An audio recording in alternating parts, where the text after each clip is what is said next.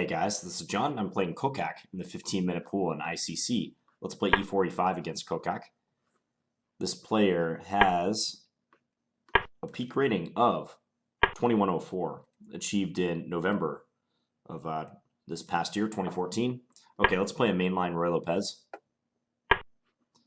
Play knight f6. And then bishop e7. Good rule of thumb, as black, you don't have to defend your e-pawn until white defends theirs. So now that his e-pawn's defended, he was threatening bishop takes c6 followed by knight takes e5. So that's my cue to defend it. Okay, let's play d6. Plays c3, I'll castle. In addition to d6, d5, castles intending d5 and going into the Marshall Gambit is another way to play it.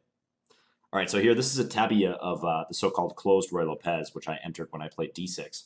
So there's basically like 3 principal moves and then some other moves too. There's knight a5, there's bishop b7, and there's knight b8.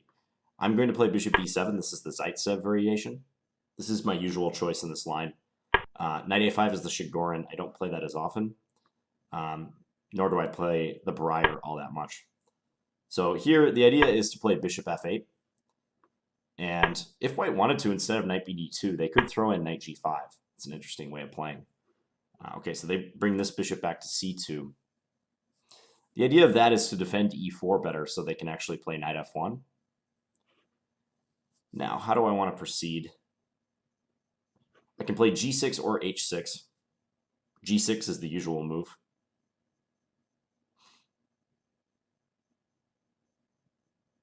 I'm just deciding if I want to treat this in any sort of unusual fashion or not. Probably not.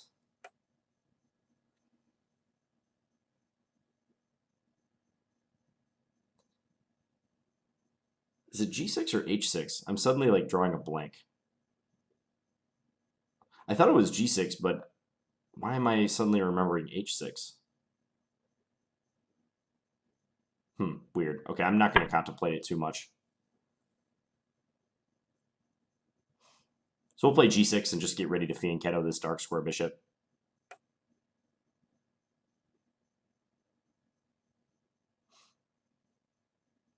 Yeah, I mean, h6 wouldn't have made as much sense. It wasn't necessary because I didn't have to keep like a knight out of g5, for instance.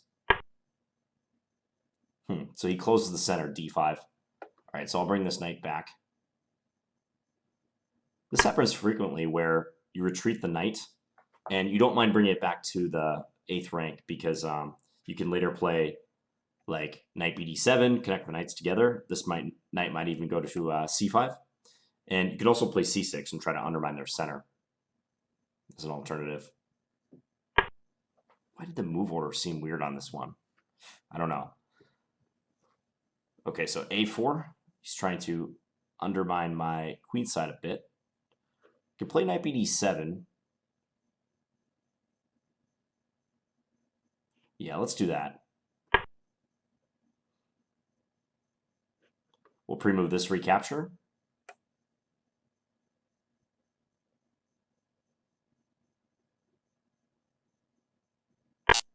I think I know why the move order seemed weird.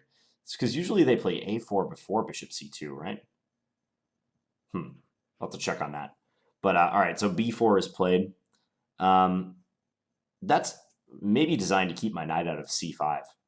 Is what he's thinking with that move. So how to react? I could play c6. Seems like a good idea. Undermine his center. Yeah, why don't we do that before white gets a chance to play c4, maybe.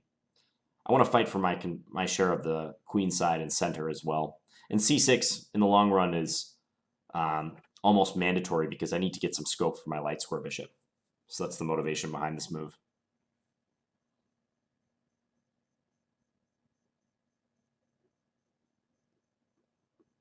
Trying to open that diagonal and attack that e4 pawn.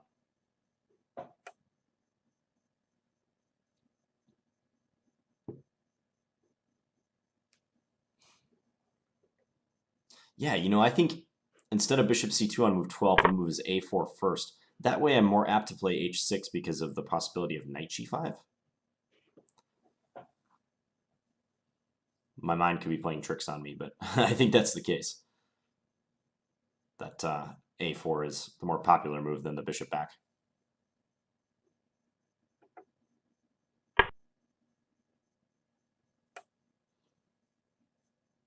So he's trying to swamp my pawn on b5.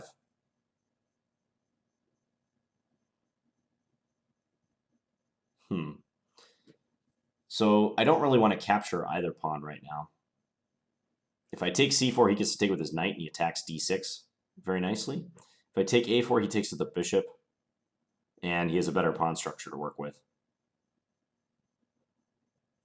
Unfortunately, maybe I have to capture one way or the other because,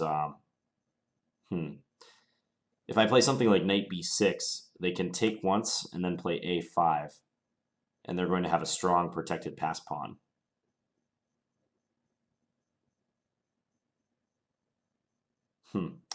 Yeah, I might have to take, unless I find something else right here.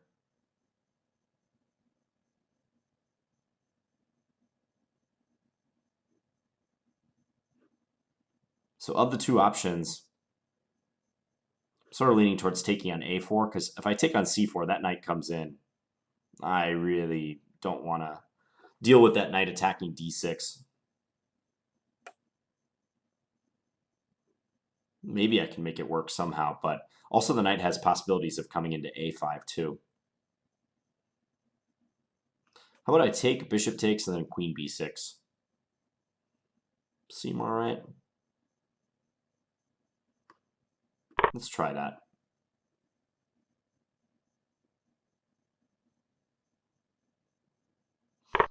At least then the light square bishop is diverted from e4. So I will play queen here. Pre-move this capture. I have a backward pawn on d6 that I would like to get rid of, if I could.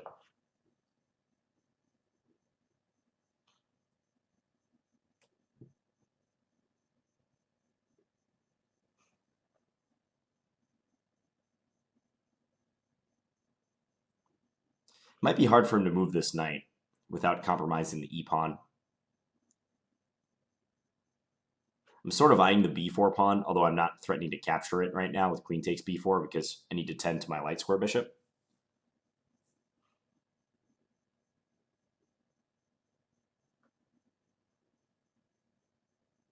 If he plays c5, I can take knight c4, queen back to c7. I'm not losing anything there. That seems okay.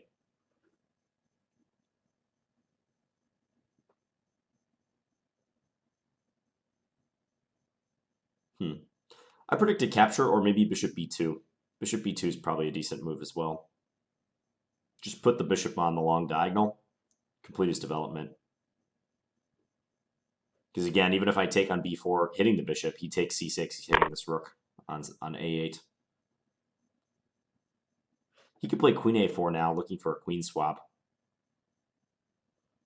I'd probably avoid that, play like queen b7. Yeah, I think I prefer to avoid it because if I take, he takes. I have this static weakness on a6 that's hard to get rid of. Although, maybe I could go take, rook takes, rook ec8 with the plan of going knight b6 and taking on c4.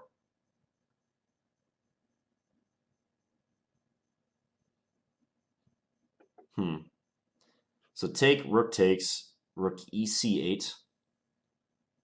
He could play rook back to a2 maybe. Knight b6, rook c2. But then I just play rook c6 and I'm already kind of doubling up against that weakness. Queen b7 seems all right too, but maybe less threatening to his position. Okay, let's try it. We'll bring this over. I want to use this rook because I need this rook to defend the a-pawn. That's the reason. He can play b5 right now, but in the event of b5, I can swap. He takes a8, I take back, he takes again, and then rook b8, and I'm going to pick up that b5 pawn. And then I'm up a pawn. He might have some drawing chances, but better to be up a pawn and have your opponent be the one fighting for equality.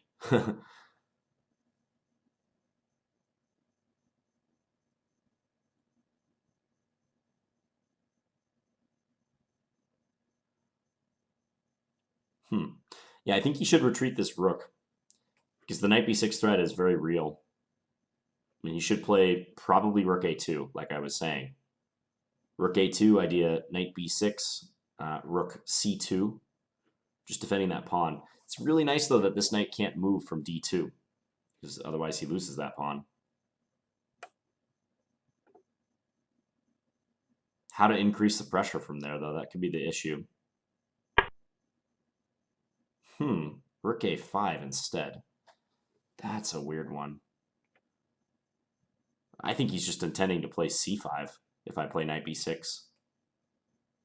So knight b6, c5, pawn takes, d takes. And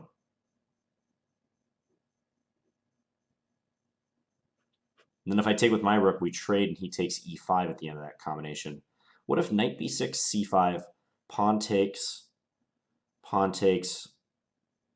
bishop takes, knight takes, bishop b4? That looks promising. Because then I'm threatening his rook, and I may be threatening rook takes c1 as well.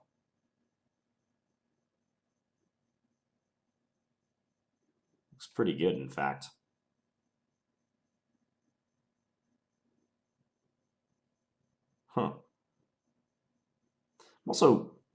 I was also sort of considering d5 to play bishop takes b4, but d5 you can move on to it with c5. So let's do this. Let's see what you got.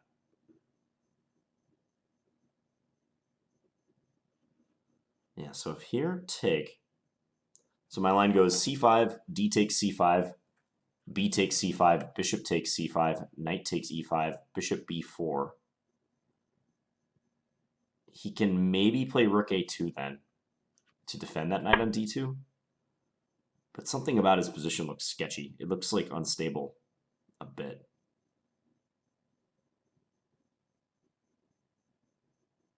I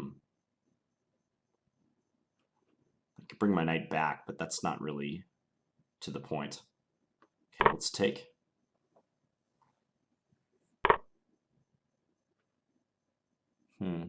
Yeah, we'll take again. I mean, at the very least, after knight takes e5, bishop b4, like say he plays rook a2, I can just play a5. And I have an outside a pawn. It's going to give him some trouble.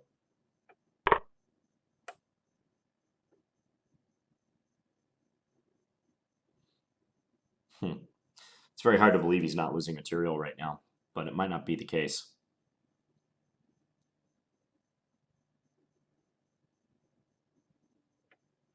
Okay, let's do this as planned. I think rook a2 will be played. He definitely doesn't want to play like rook a1, allowing maybe bishop c3. So rook a2 will probably be the move. And unfortunately, rook takes c1 isn't working then, because he takes back and his rook is defending that knight. Maybe knight takes e4 works here, though. Knight takes e4. That's a nice one. Because if knight takes, then bishop takes e1. This bishop's hanging at the same time. Unless he has something really radical in that position, like bishop h6, whereupon knight f6 is a threat. That would be unfortunate if true. Otherwise, knight takes e4, rook takes e4. I have an easy rook takes e1 check. That's awesome for me. Okay, so knight takes e4, knight takes e4, bishop takes e1. If knight f6 check immediately, I just play king up. I'm good. But what about bishop h6 first? Then he's threatening knight f6, king here, knight takes h7, mate. Kind of ridiculous, but true. Guess maybe I have knight d5. My pieces are all disorganized then, though. I'm really not sure about that line.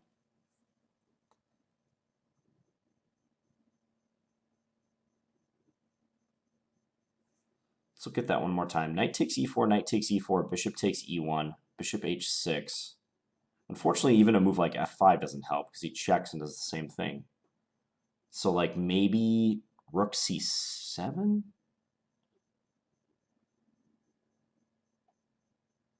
Whew. My king, my king, my king.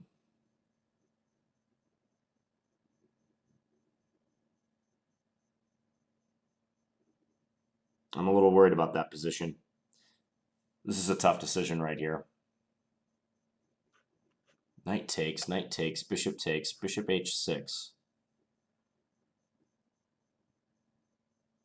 Threatening mate in 2. So I think I'd have to play rook c7 or rook a7. Let's say rook c7. So rook a7, maybe even rook takes a6 there.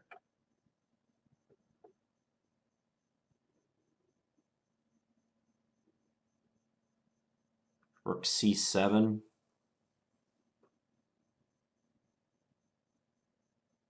It's highly unclear. I know that's a lazy way of putting the position, but it really is. I mean, he can give a check, and then I got to move my king to the corner. Sorry, my Windows update thing popped up.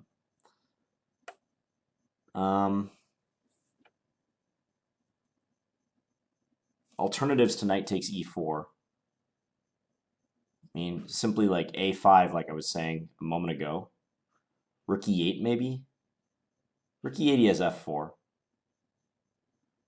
So, again, this line, knight takes e4, knight takes e4, bishop takes e1, bishop h6, rook c7.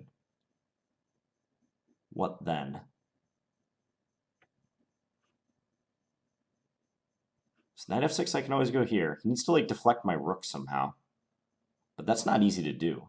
If rook c2, rook e7.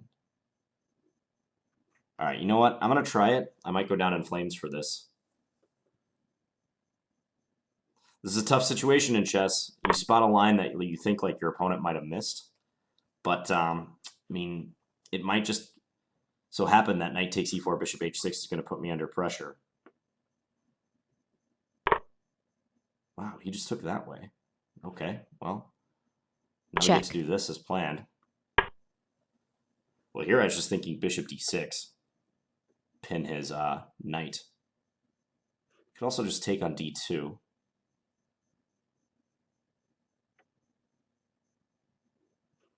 a5 might also be good. a5 is playable. Yeah, let's do a5.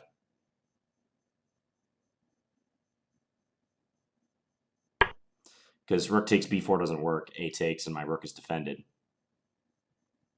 I think at bishop d6, he was just going to play f4 anyway, so maybe I can still force him to do that. Okay, I'm surprised. I mean, he must have been thinking about knight takes e4 while I was considering my move, but surprised he didn't give that more thought. Maybe he just didn't look at it. Now we're going to have to play fast because we only have 3.5 minutes left. A little bit less even.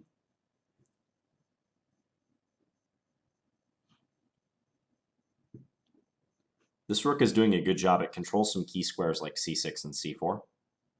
So that's nice.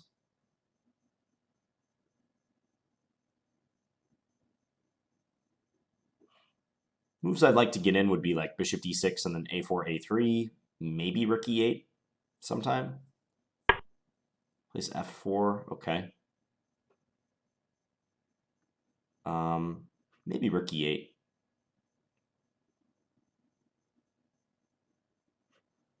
e4 just drops the bishop, so I can't do that.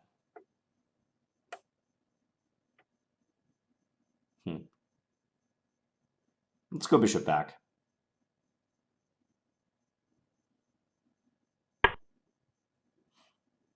Yeah, I think it's a good move to x-ray his king, and also I want to advance the a-pawn, so this is one of the most direct ways to do it.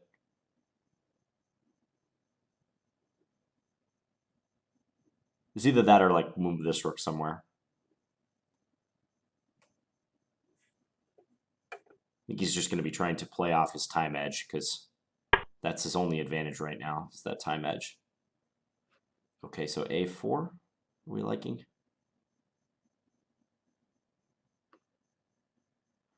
Passed pawns must be pushed.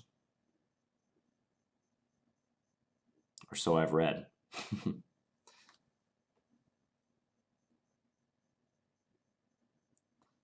F7's a little vulnerable, and he can try to play knight g5 and organize an attack there. But I have f6 in reply. Knight g5, f6. I think once the pawn hits a3, it's going to be more of a bother for him. Hopefully I can get him to burn some time and start switching over to defense entirely.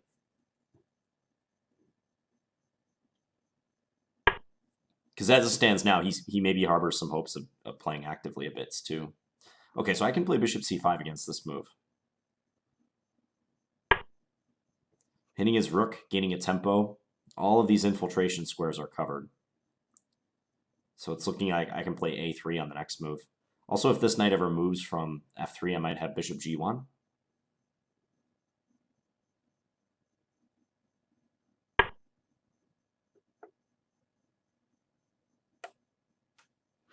Okay, a3. Keep pushing. So if I want to budge this rook from a2, maybe rook b1, b2 sometime.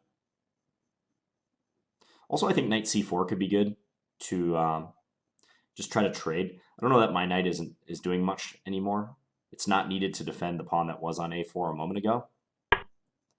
So that's kind of unnecessary at the moment. Okay, I think he's trying to go to e4 with this move.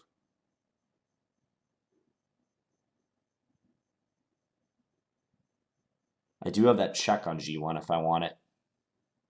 Bishop g1 check, king g3 doesn't really achieve much. What about just rook d1? Rook d1.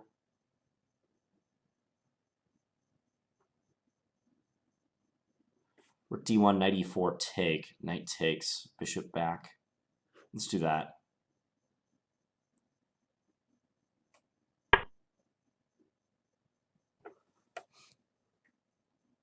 Just pinning him. Okay, now we'll take.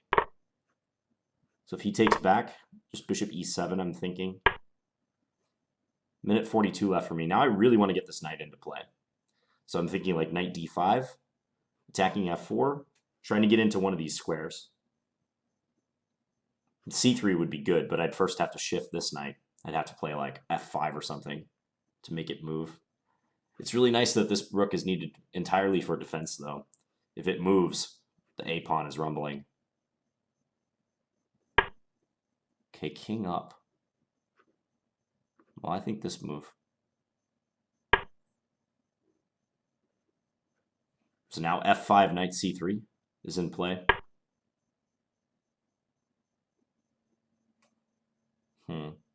Also, I can move my rook. Like rook b8 maybe first. Let's do that. So idea rook b3. My bishop still holds the a3 pawn.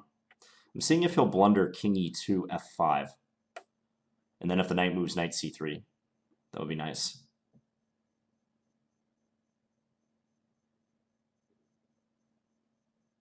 So just probing a little bit. And if this knight moves to cover, yeah, he blundered it. Yeah. So now if the knight moves knight c3 is decisive.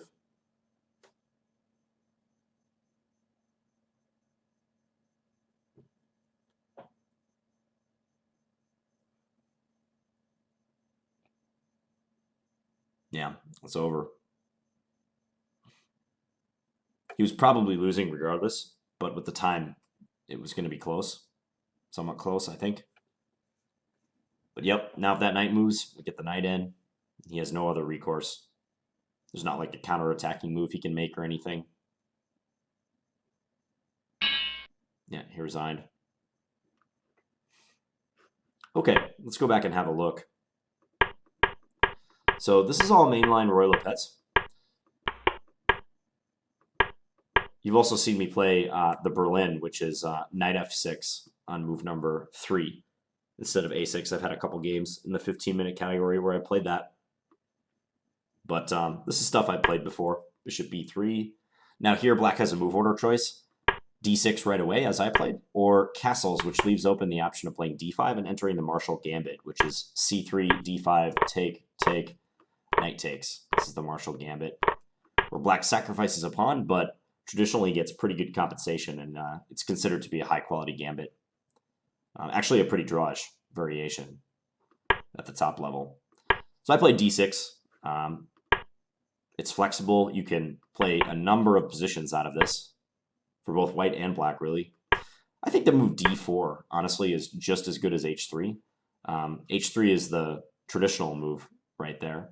But I've actually faced d4 against a couple grandmasters before. So white tries to advance in the center without the h3 prerequisite. Now, this allows black to play bishop g4, but here white has two possibilities that are decent. They can play d5, kind of closing the center, or they can play bishop e3, just reinforcing this point. And if black were to take on e4, there's this trick, bishop d5 forking the two knights. So it's debatable like whether h3 is as good as d4 or not, and vice versa. It's just that like most Ruy Lopez games do go h3 at this juncture, but d4 scores like just as well. So I played the Zaitsev variation, bishop b7, and I mentioned the alternatives. Knight a5 is a very venerable continuation. It's the Chigorin variation, named after the original Soviet master, Mikhail Chigorin. Bishop b7, Zaitsev, also named after a Russian player. And then there's the Breyer variation, named after a Hungarian player, I believe, Gulia Breyer. So knight b8. Because the point is, like in a lot of Ruy Lopez positions, this knight actually stands poorly on c6. Like black would much rather have the pawn be on c5 with the knight behind it. Like if we could play c7 to c5 right now, we gladly would. So a lot of these lines, like knight a5, bishop back, and c5, are designed to free that up. The same thing with the Breyer, knight b8. Like you're not gaining a tempo with knight b8, but you're sending a knight to a more useful square and freeing this up. So bishop b7, d4, this is all standard, rook e8.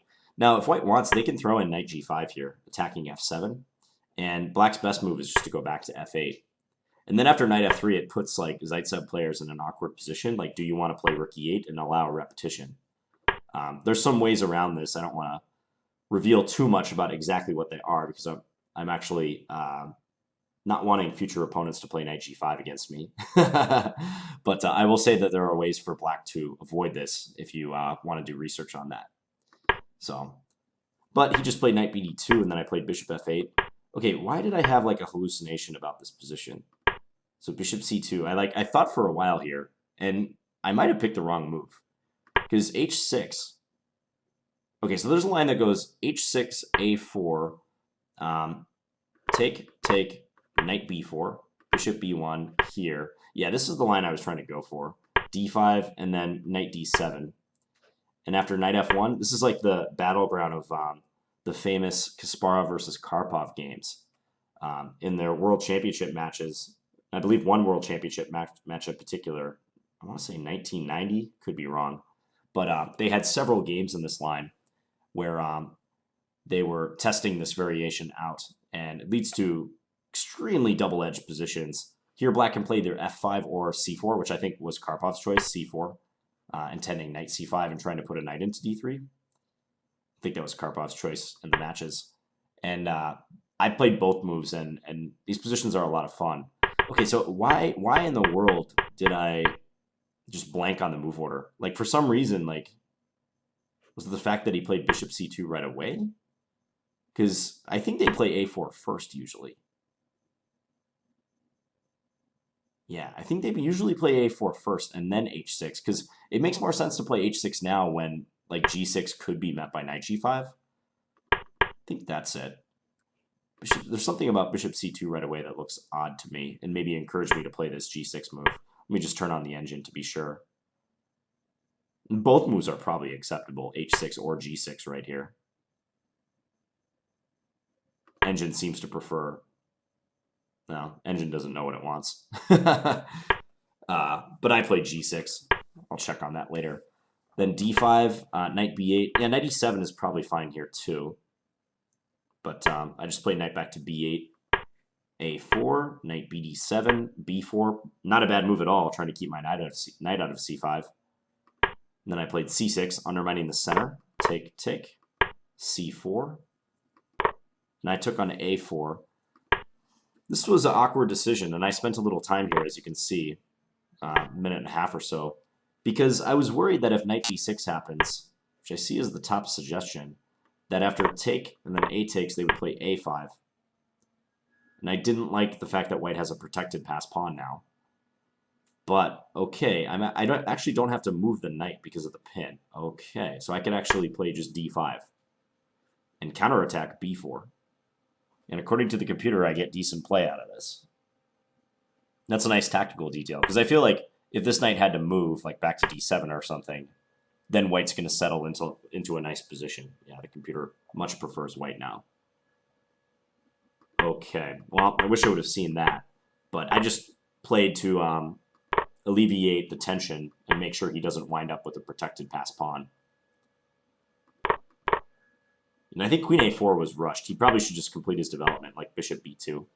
He never really got the bishop b2 move in. And that cost him a bit.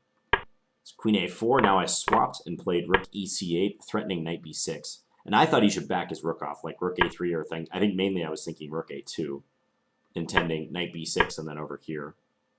Even here I have the d5 break, huh? So opening up the bishop, attacking b4.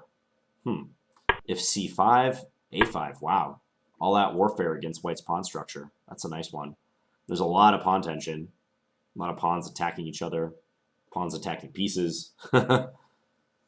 So I guess due to this pin, I stand a good chance of knocking out the b pawn and then knocking out the c pawn too. If he takes here, I would assume I take, well, I guess a takes b4 first. Wow, crazy position. And if d6 trying to block my bishop, it doesn't really block it because of take and the pin. Yeah, complex. That d5 move was crucial.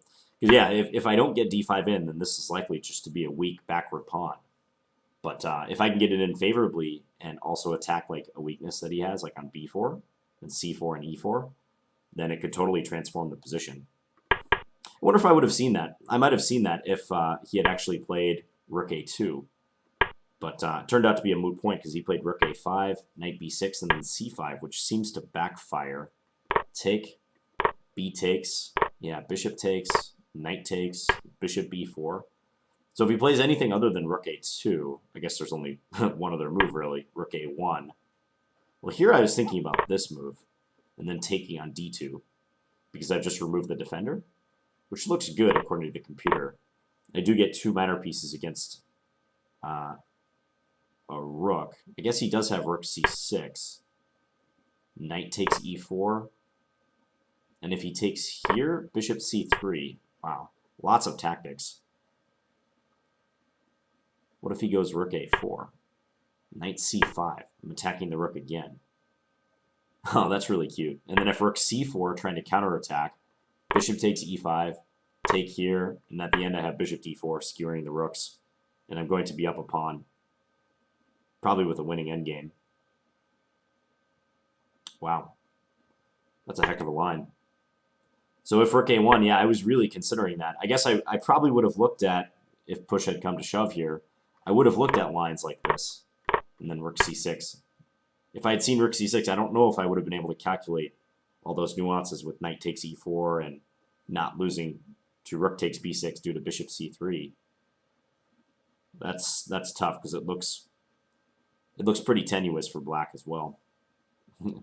Looks tenuous for white too, but both sides have undefended piece issues. But he played rook a2. Okay, so the main move I was worried about, and you can see I spent about half my time on this move. Not quite, but almost. I was worried about this, and then bishop takes e1, and then this move. Because it just seemed like knight f6 check, king h8, knight takes f7 was hard to parry.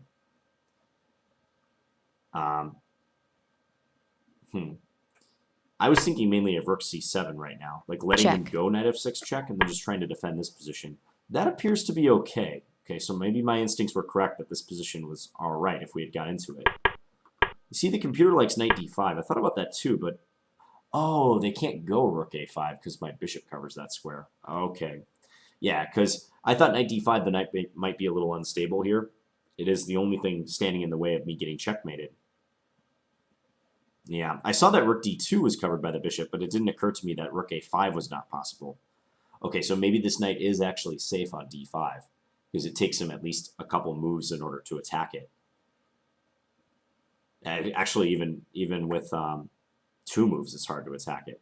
Say he plays like rook a1, bishop c3, okay, and I'm hitting the bishop and also the knight, and just simplifying.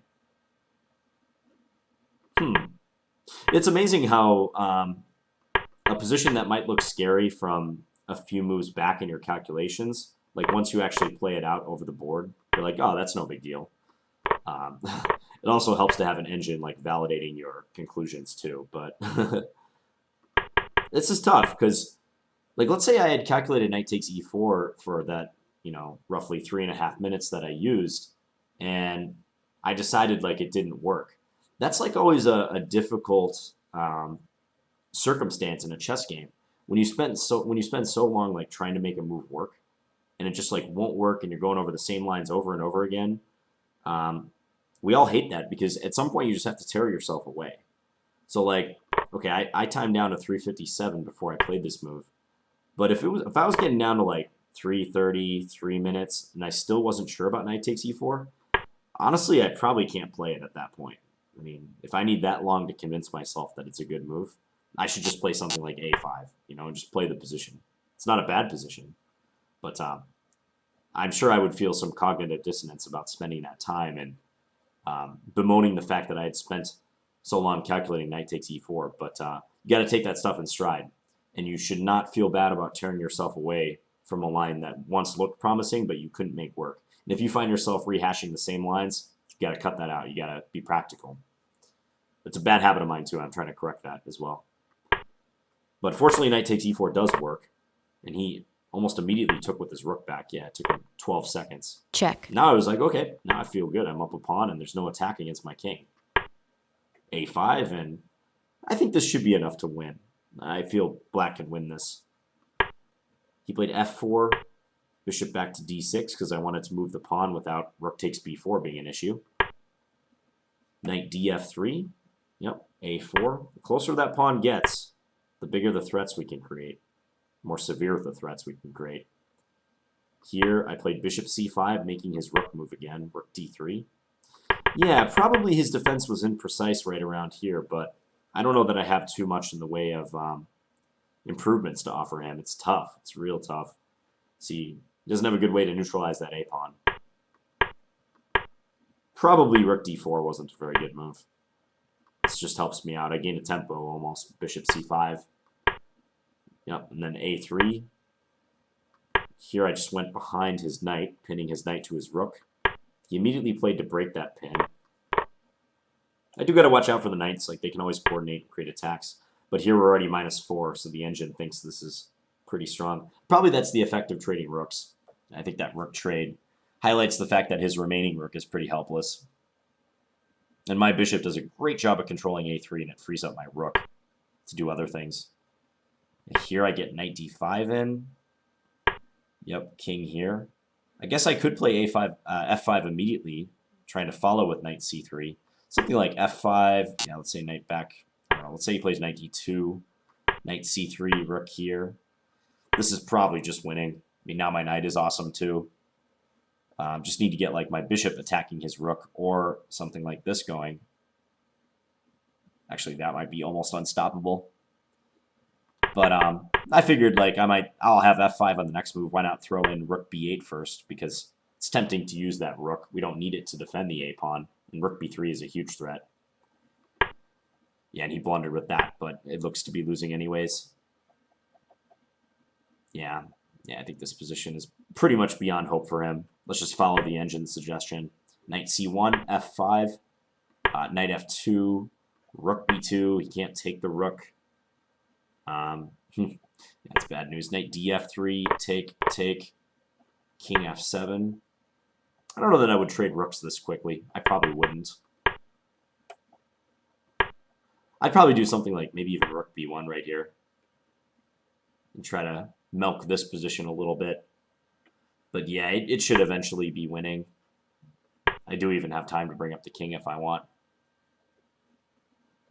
Knight c3 coming. Yeah. So he played king e2, and I went f5, and he just resigned because if the knight moves, knight c3 check. Okay, so hopefully this was a good example of the Zaitsev variation and the closed Ruy Lopez in general. We'll check on that move order issue, but I think I'm correct that bishop c2 is not the most accurate, and that if they're going to go for this line, a4 is the better way to do it, just to cut down on black's options a little bit. Anything else? Yeah, that decision towards the end about knight takes e4 or not. That's just a tough thing. It's something that you should be familiar with, like being able to tear yourself away from attempting looking continuation if necessary. In this case, it didn't turn out that I had to do that because knight takes e4 was good, and I eventually went for it. But if I had spent longer and I wasn't able to make that work, and I was the real key is like if you're rehashing the same lines over and over again, you're trying to force it to work. You have to say to yourself like, "Hey, this isn't going to work," and just you got to move on to a different line and be practical. If you had all the time in the world to think about it, maybe if you're a correspondence player, maybe you can force it and make it work. But I think most people watching these videos are, like myself, tournament players, shorter time control players online, and we need to make practical decisions. So, all right, I hope you guys enjoyed this video. I'll be back tomorrow with another standard game. Thanks for watching, guys. Bye.